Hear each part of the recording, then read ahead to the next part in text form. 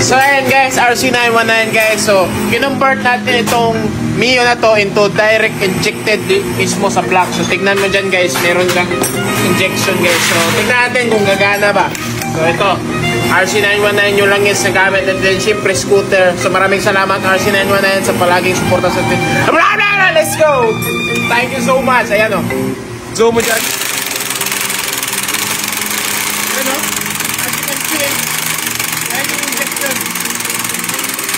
Oh my God! Oh! Yan o, the langis ng champion.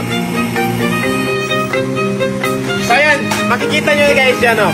So kinonvert natin siya into direct injected system mismo papunta sa block. Ayan o, ayan o. Zoom mo amigo para makita nila. Oh. Yun o, yun. As you can see, it's working fine, motherfucker. Okay. Oh. So pag, kasi ito yung ikot, mahina lang yun kumpara sa idle ng motor. 1,500 revolutions per minute. Yan yung idle na minor. So ito, ang ikot ito, mga mahina mga 500 lang ata. O hindi abot basta. How much more when you rev the engine, di ba? And you get more oil directed diretso sa liner natin. So ayan, kita nyo yung liner guys, oh. Napakabasa. Napaka-tawag dito. So itong piston ni sir is 63 direct injected para sa long ride ni sir, para diretso mismo sa liner at saka bore pag nag-scrape siya. Dual purpose. The engine is cooler and at the same time more lubrication guys. By the way, yung papunta sa head guys, walang problema yan. Yung mga sinasabi nyo na maglo-low pressure, hindi yan mangyayari kasi dito sa loob binago ko na yan lahat. Yes, lahat ng design. At in, main supply niya guys is focus siya sa bore at sa head. Yun lang talaga yung masisira sa lahat ng motor.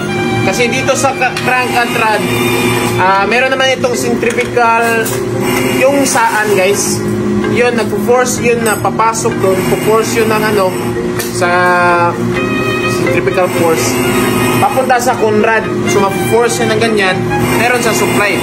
Ang problema lang natin guys is papunta sa head at sa block. Yan yung, kasi yung Mio kumakain ng oil dahil sa sobrang init ng makina, walang nagkukul sa liner natin. So ginagawa natin guys is ilagyan natin ng more lubrication dito guys, direct injected, para mas cool yung engine at mas malakas yung mas durable at tawag dito. Basta guys, maganda. In short, more power.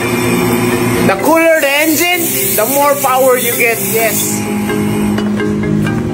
Yan yung guys. So ayan yung duplicator natin. Duplicate na niya yung ayan, magawa ako ng BBA delete guys. Wala na gumba. BBA delete ng Inmax B1. So ayan.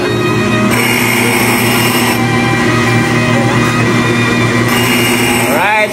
So maraming salamat mga boss. So gagawa ko ng tutorial nito para malaman nyo na yung sekreto ko. Pero hindi pa sa ngayon kasi sobrang busy pa namin. So may marami pa. Meron pa dito.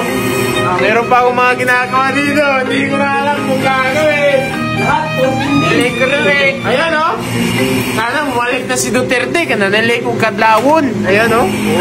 Buktot ba? Ayan yung zombie namin. So update sa zombie namin. Ayan, pakita nyo yung samad niya guys. So, salamat sa Gcash nyo guys. Ayan o. Bro!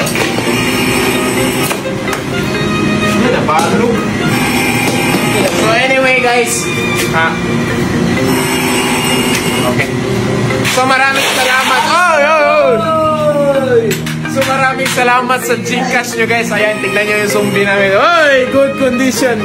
Ready ka na bang ulit? Magsakay eh. Alright. Ready na yung ulit ang zombie natin. Ayan yung Megatron natin yun. Smile go! Smile, Migo! So ayan, ito yung Mio natin guys. Update. Nagtutuno na kami guys. So ayan. Maraming salamat.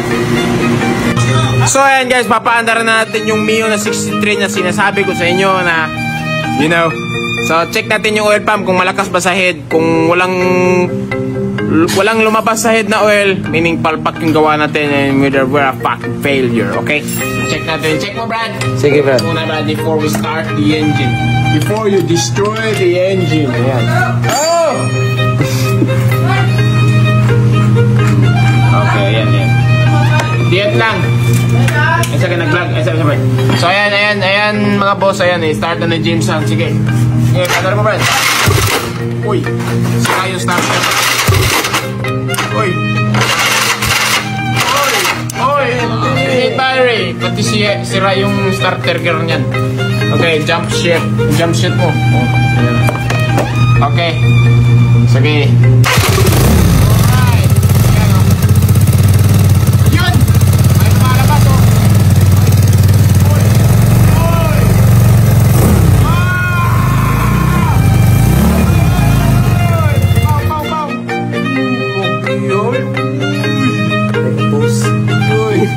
Like a toast. So ayan guys, meaning successful yung gawa natin sa head. So meaning pag may lumabas sa head, how much more sa black, di ba guys?